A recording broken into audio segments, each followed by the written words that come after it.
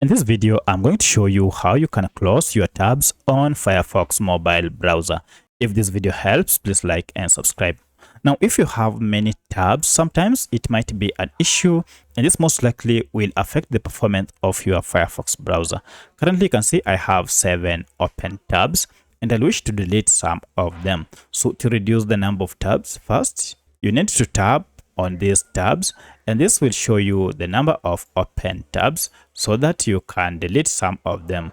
To delete one by one, just tap on the X here next to it and it will delete, and you can see I am now reducing them one by one. So you can remove all the unnecessary tabs, and each time you'll see if I just tap on close, you can see I have tab closed here option, which means it is no longer available.